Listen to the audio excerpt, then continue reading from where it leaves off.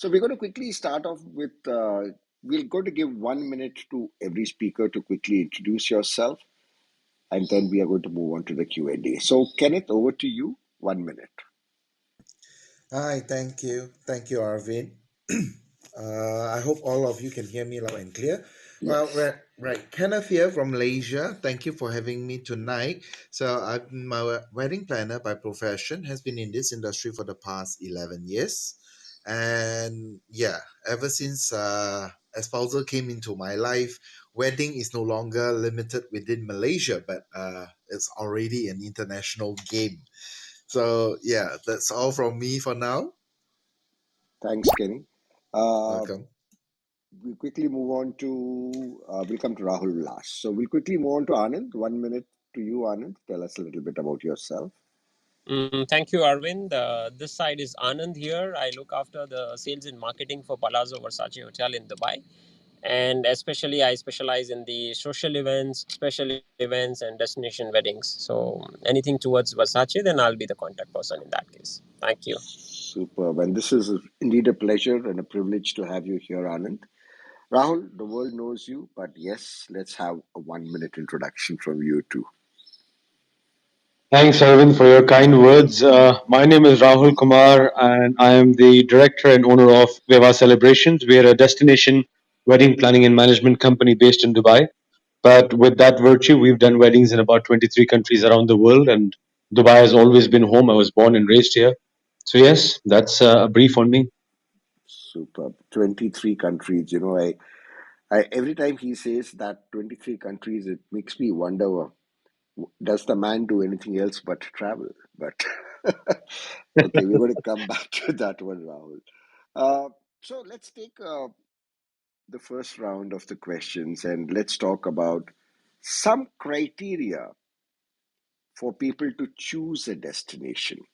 Any destination in the world, what could be the criteria for somebody to choose a destination? Over to you, Kenny. To first of all, to begin with, in comparing to Rahul, I am so way behind. 23 countries. Yes, I have the same wonder as you, Arvin. Does he ever do anything else but travel? Okay, but in my vision of a destination wedding, first of all, is definitely logistics. That I would say is always the one key point every couple would actually consider first. All right, not only for their own guests but also at the same time if the uh, uh, all the necessary vendors, are they able to be get there on time, on day, in fact, before the whole event. And of course, that's one. Two, I guess it will be very much of a what is being offered by the destination itself.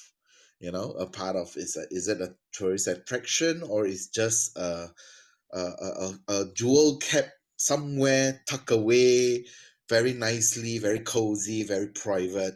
I guess this is two of the things that of mine I can come up with.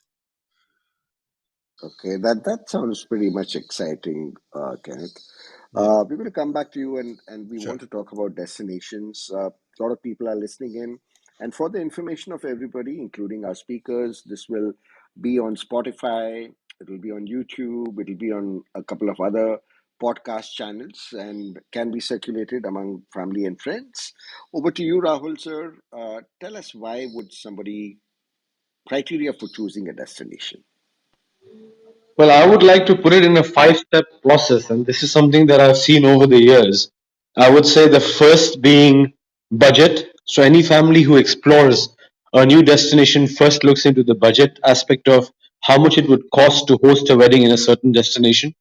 Then I agree with Kenneth. I say logistics is also very important because they need to check how they as a family or their guests would get to the venue or the destination in addition to the vendors.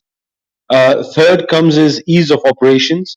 It is important to understand whether the food is available right, whether the hotel or the venue that they're looking at has had experience with weddings in particular, or are they facilitating all that a wedding would require over the few days of a celebration.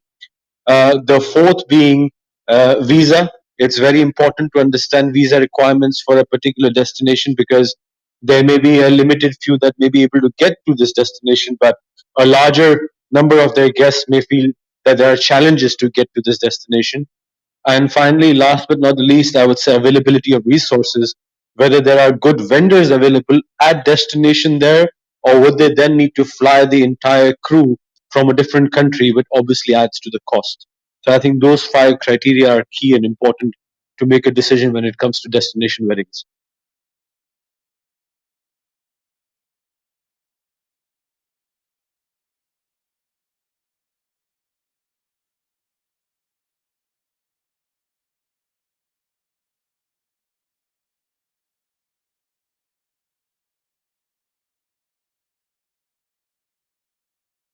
Arvind, just checking, did you get that?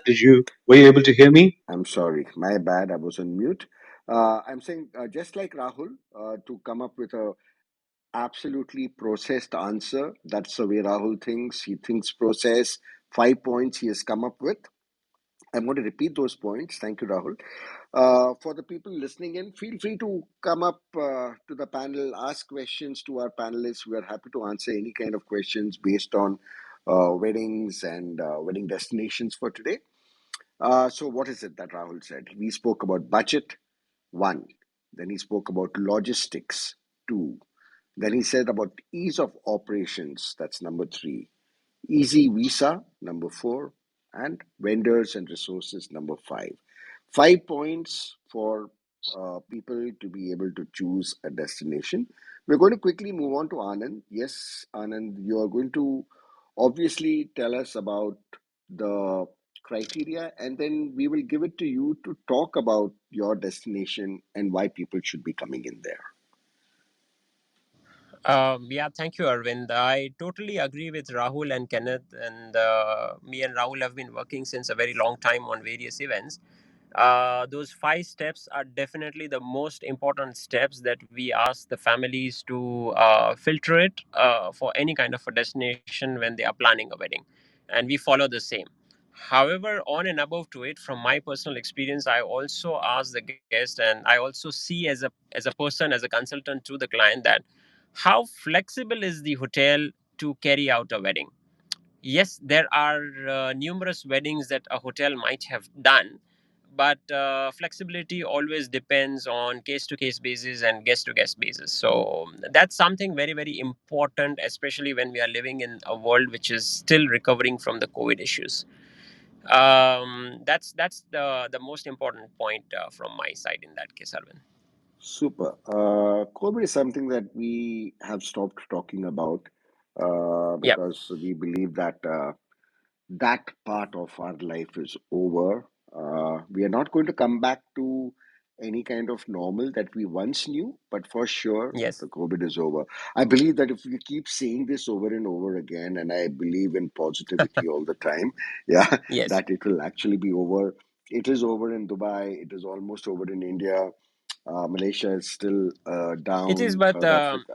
Yeah, if I yeah, if I tell you, Arvind, on this one, it is still a harsh reality that yeah. the guests that we receive nowadays, even at this point of time, as of yesterday, are still asking for COVID-19 flexibility to the hotels in terms of agreements, in terms of cancellations, no shows, in terms of what if something happens. You know, the scare, the fear in people's mind and heart has still not gone away, even though we know that it's almost finishing up. And probably we see this thing continuing until next season, also until the next summer season as well, in terms of that, including the corporate clients or including the destination weddings.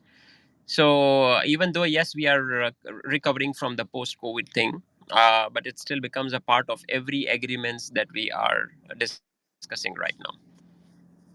Yeah, that's true, Anand. As event managers, as wedding planners, as people who run and own hotels, we are the ones who have been beaten up, and we are the ones who have to come out quickly. And that's the only way to do it. Otherwise, this is not going to work out. So we are all on the way to recovery, and I'm quite certain about that. But tell us, Anand, now that you have an opportunity to talk a little bit about the hotel. Tell us a little bit more about the hotel. Tell us about the features of your hotel. Tell us about why should we, Kenneth and me, as wedding planners, event managers, recommend the Plaza to our clients. Sure, Arvind. To keep it short and sweet on that side, a short description that I would like to give about the hotel that I'm working in.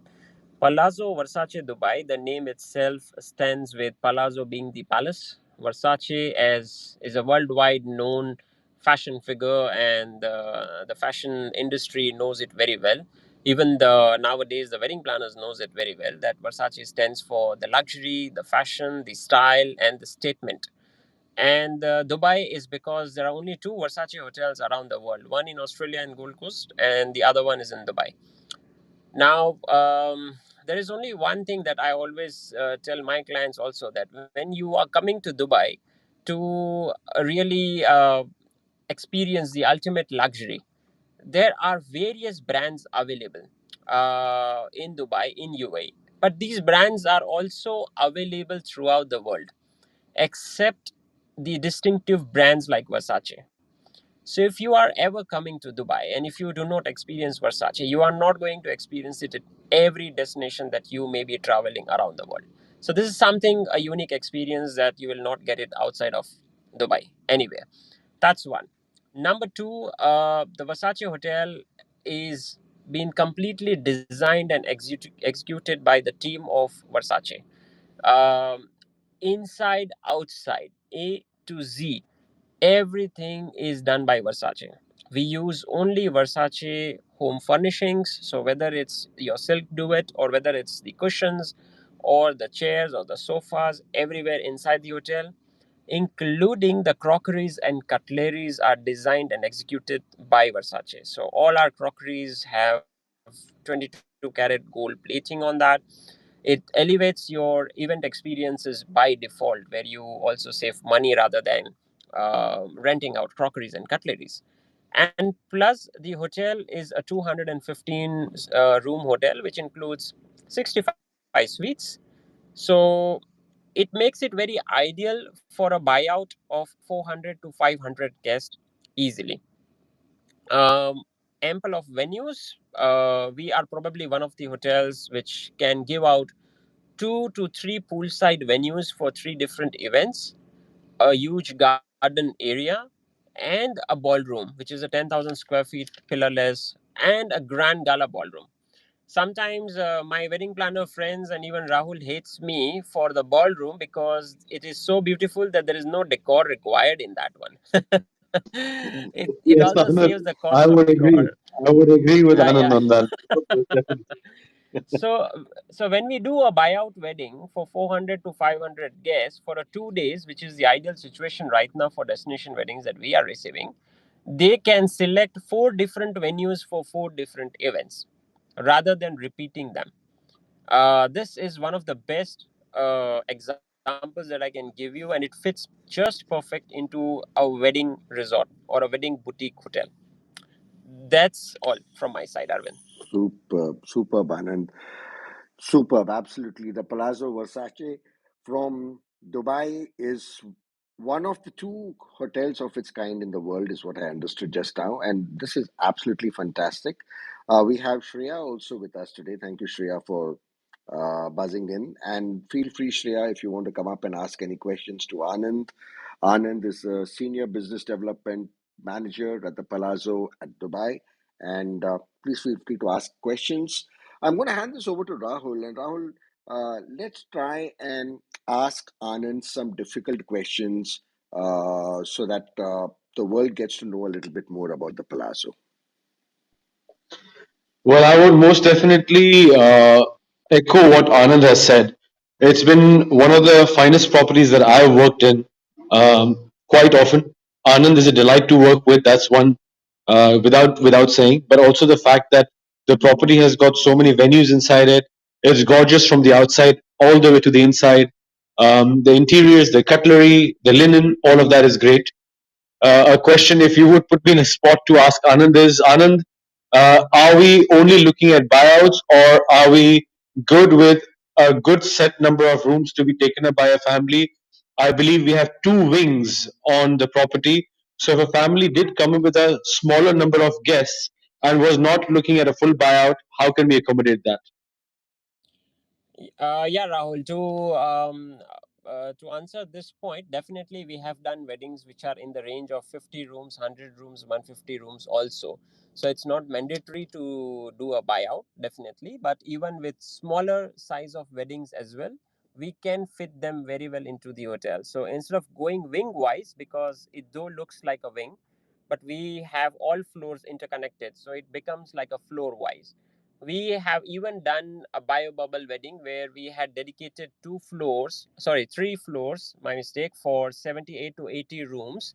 And nobody was allowed to go onto those floors except the dedicated staff, which was done for the wedding.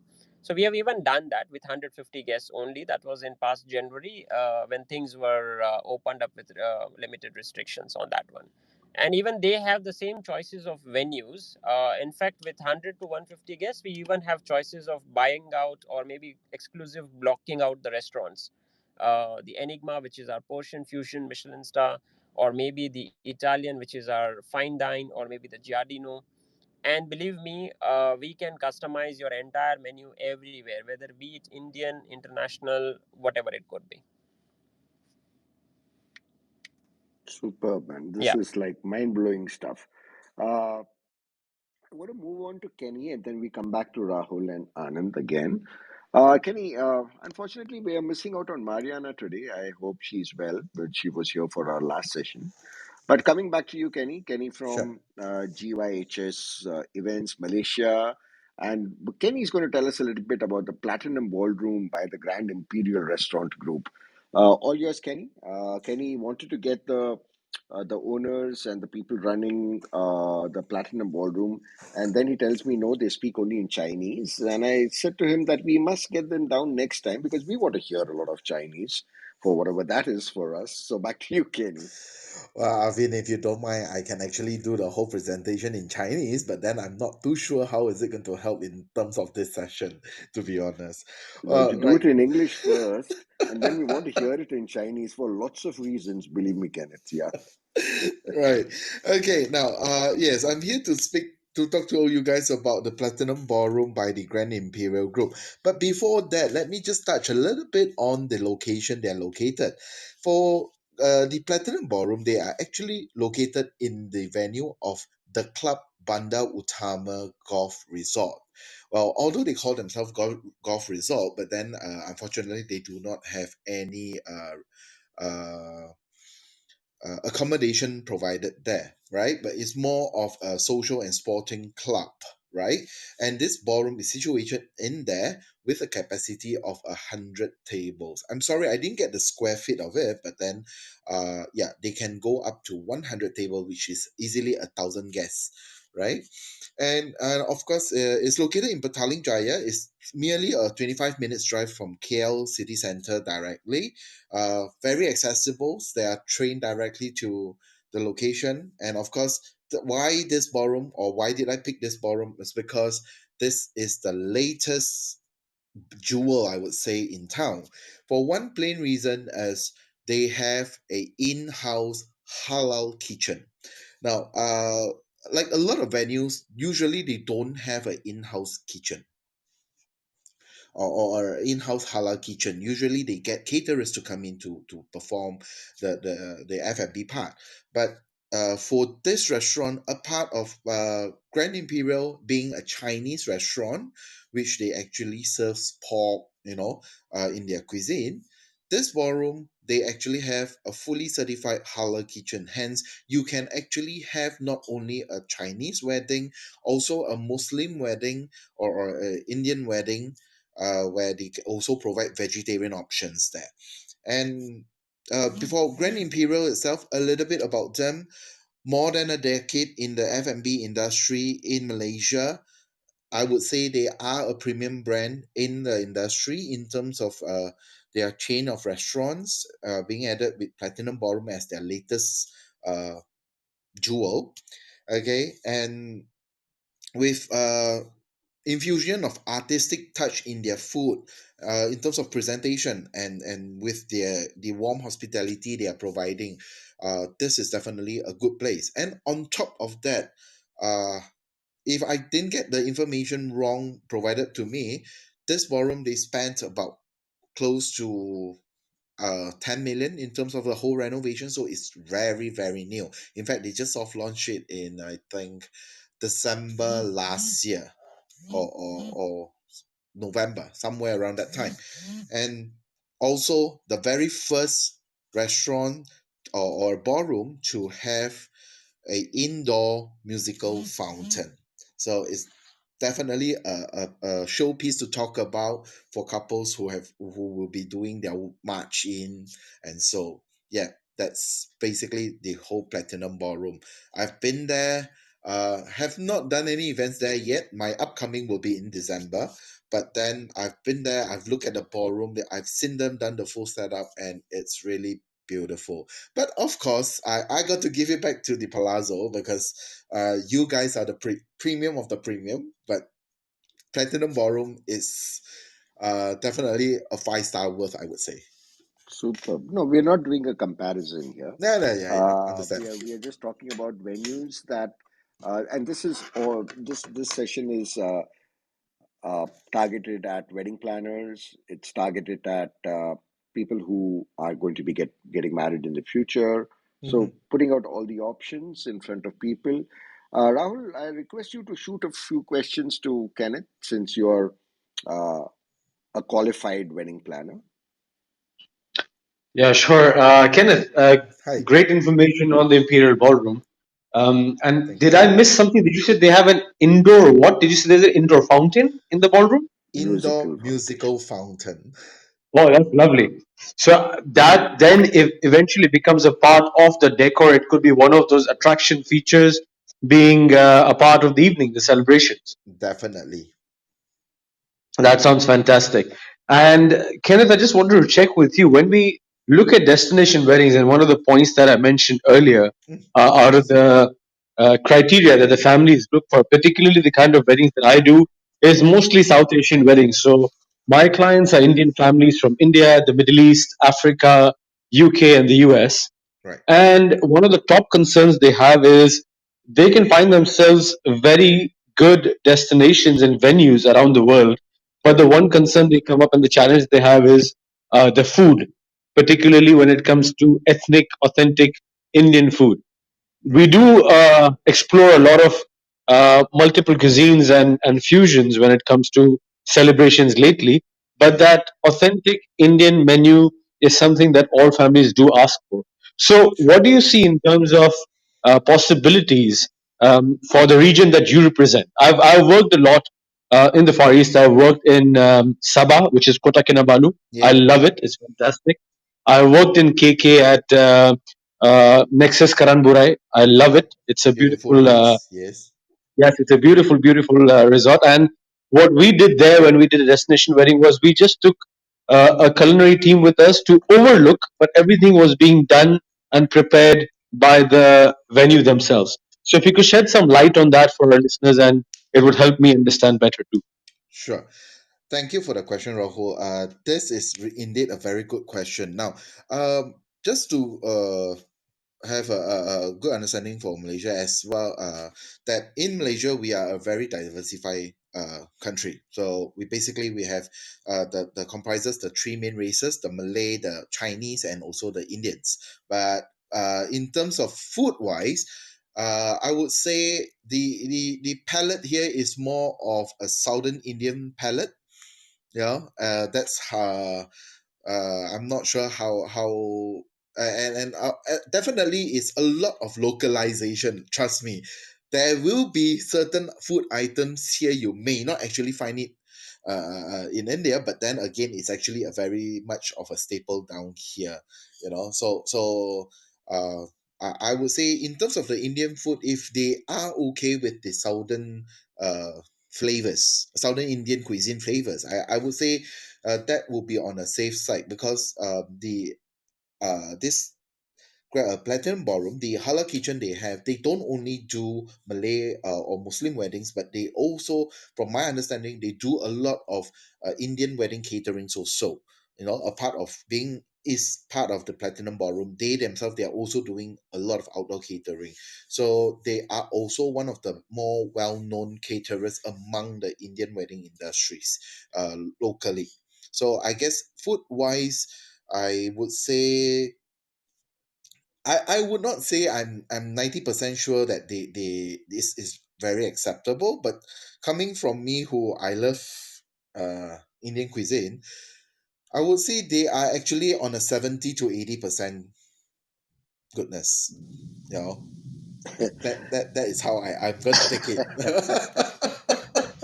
You know, this I hope I reminds answer me. your question, Rahul.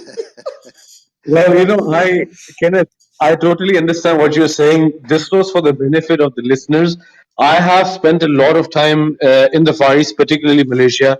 I love the culture there. I know the ethnicities there. You are right when it comes to Indian food.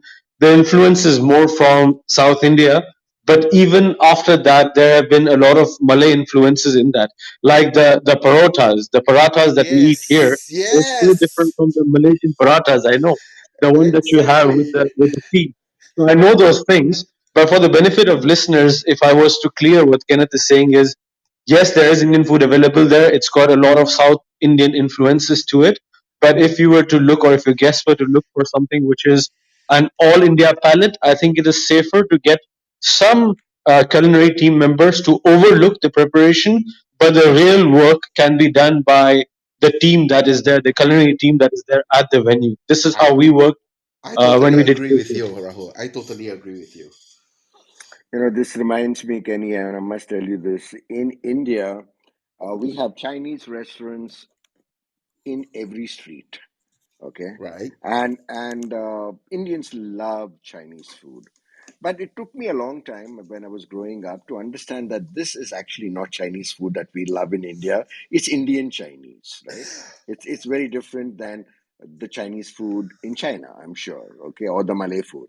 So Yeah. therefore, now you guys are trying to push down Chinese Indian food onto us when we are coming there. Okay, and as we are eating Indian Chinese food, and this is all a nice big mess that we have created with all the kind of cuisines that are available across the world. And South Yes. Indian cuisine in Malaysia, I don't believe this. Okay, you must be serving idli dosa, which is the most important thing.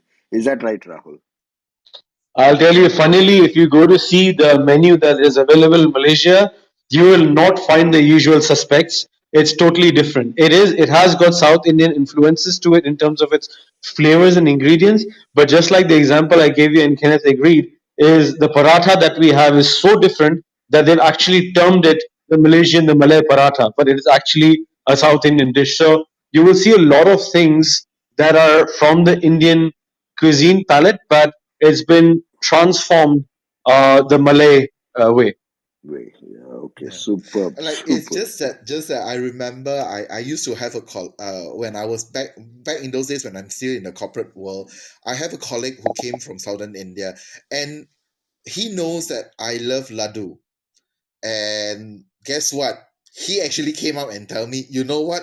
This is not laddu. This is not laddu. I guarantee you, this is definitely not laddu. It's not the laddu you get in India. I'm like, okay, relax. You are in Malaysia. I know there is a difference in the flavor. That's for sure. Okay, so you have I made the think mal. Sorry. Yeah, I think we should have Anand speak a little bit about the food aspect and the culinary because I must say here that I've had some of the best wedding food at Palazzo Versace.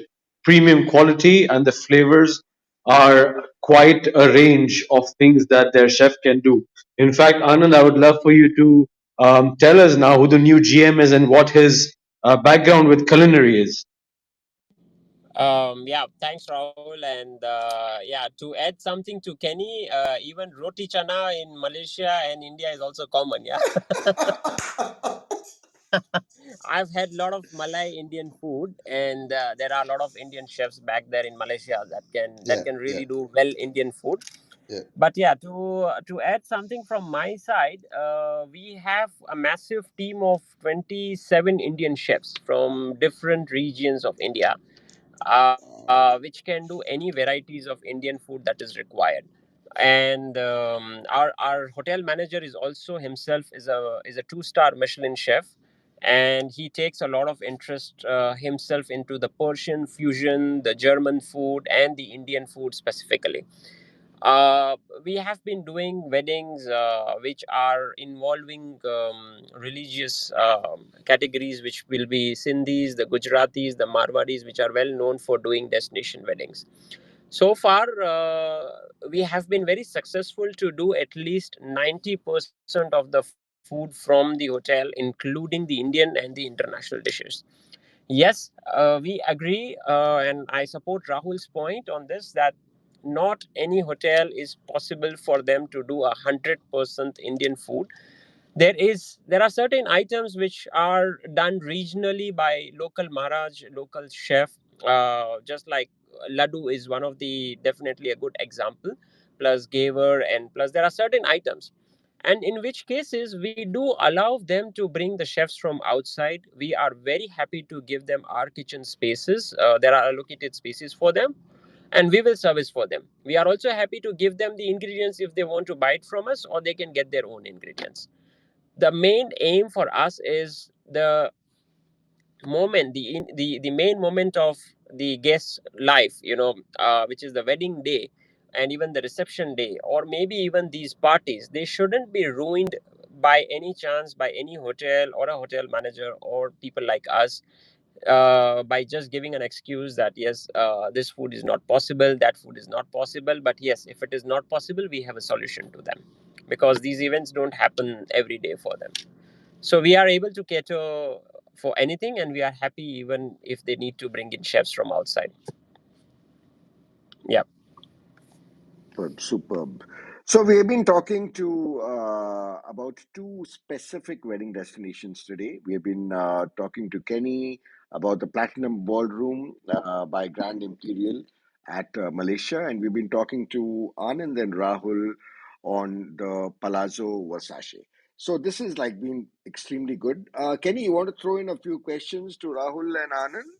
Well, I do actually have a question for Anand because earlier Anand actually mentioned that there is actually allocated spaces for uh, outside chef or culinary crew to come in to actually uh, do up the certain food items that is no if the plazo are not able to meet the expectation.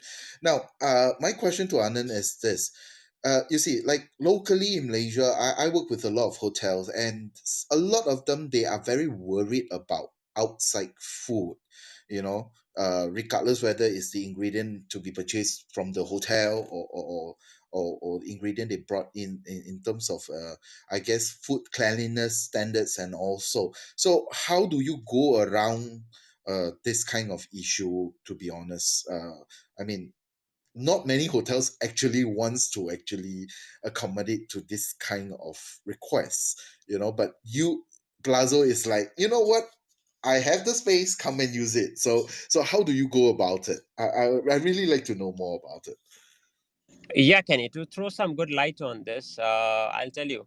So, when it comes to the regional dishes that they want to prepare within our kitchens, definitely the first option for them is that we will procure the items which they need it, because we already have relations and procurement in place. Yeah. We know the hazards, and we know the areas where we can buy things and give it to them.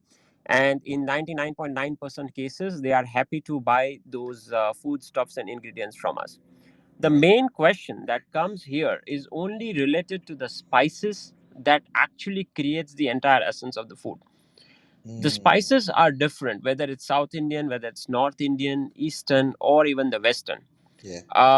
To give you a fair example, like last time when we did a wedding in January, the big wedding, they all came from the eastern side of India.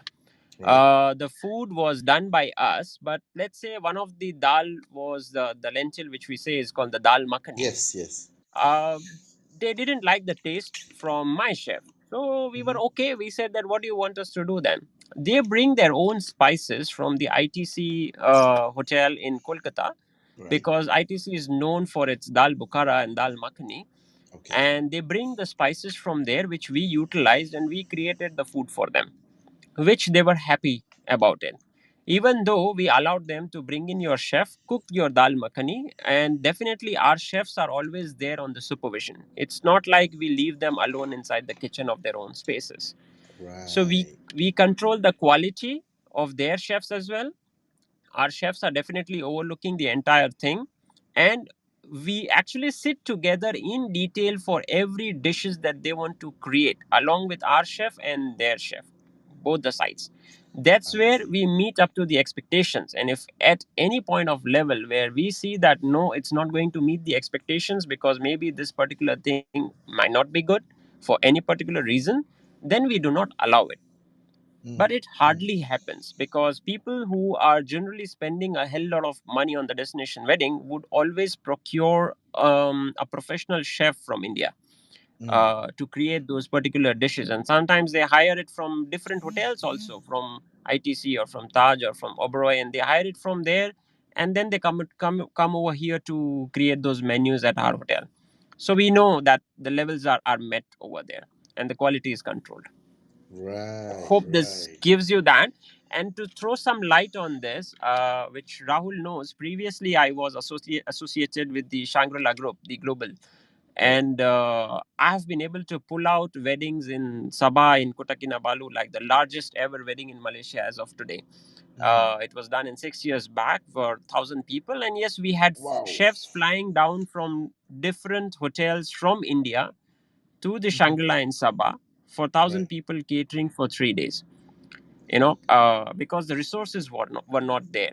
Right. So we created those resources and we helped them. So our chefs team from different Shangri-Las, we had Indian chefs flying into Sabah, plus their chefs team from different hotels of India, they flew down, and together we created the magic, which is still the record there. Wow. That's so cool. Superb. Yes, that's right.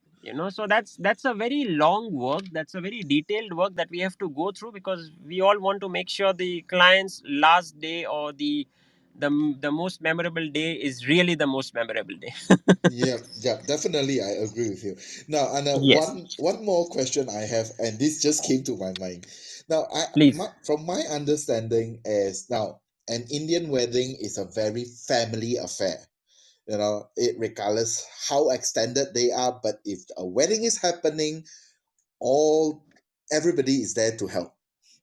So have Yes. you come across perhaps not the mom of the bride or the groom, but the relative, the aunties of the bride or the groom would want to actually make their own dishes for the wedding banquet itself? Have you come across such requests? Well, if I tell you, no, no, not until now, we haven't come across. I've been into weddings since 15 years as well, but we have not come across where the aunties wants to cook something on their own, because Right. the thing is that these aunties are so rich that they don't even want to touch anything on their own to eat and eat themselves. Might as well they will ask the butlers to feed them. So forget cooking. Right, right, right, right. Generally This these is aunties are very very fussy, so all what we have to do is we have to just take care of their request while during the entire stay, so that our last bills are not hampered in that case. right, right. Superb, But Kenneth. Superb. Kenneth, I'm Yes. surprised that Anand says that. I will have to add into that and tell you that I have had requests, not one time, many times, where the mother of the groom or some aunt says that I can prepare this dish better than your chef can. And she has actually asked if she can have access to the kitchens, which is not allowed in this city or in this country, because to have access to food handling or be able to cook anything in the kitchens, you have to have a certificate and permission. Right. So while they cannot do that, what they do end up doing is they make the chef sit with them and teach them the entire recipe on the table. And then the next time when we do a meeting, she cooks this little sample and brings it from home for him to try. So I've seen that happen. Rahul, I can so relate to that because that has happened to me also here in Malaysia. So when you were talking about that scenario, to be honest, the picture starts coming back to me, that I have such requests too. Yes, it's happened a few times with me. Yeah. Superb. So this is, I mean, these sessions we normally plan finish it in 30 minutes. We have spoken about just two destinations, and we are already at 45 or 43 minutes. Absolutely fantastic, gentlemen. A lot of learning out of this session for sure. And like I said earlier, this is going to be up on our YouTube channel, on Spotify, and a few other podcast channels. We will be sharing the links across.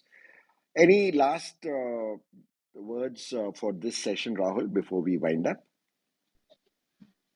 Well, I think it's the final takeaway from this is whenever someone is looking at identifying destinations for their big day, it is important to have all the checkpoints cleared before they make that decision because it's a large investment in terms of money and time.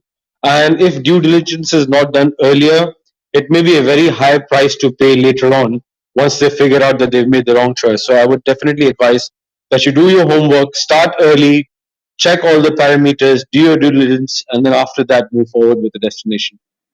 Absolutely fantastic. That's a piece of advice from wedding planner personified Rahul Kumar from Dubai. Thank you so much, gentlemen, for your time and for everybody else listening. See you again, 7:15 India time next Monday. Thank you. Thank Thank you. you so Thank you much. very much, Arvind. Thank Thank you, you. Bye Rahul, bye. and thank you, Kenny. See you soon. Thank you, Anand. Thank you, Rahul. Thank you, Arvin. Pleasure being with you, Bye bye. gentlemen. Thank you so much. Likewise.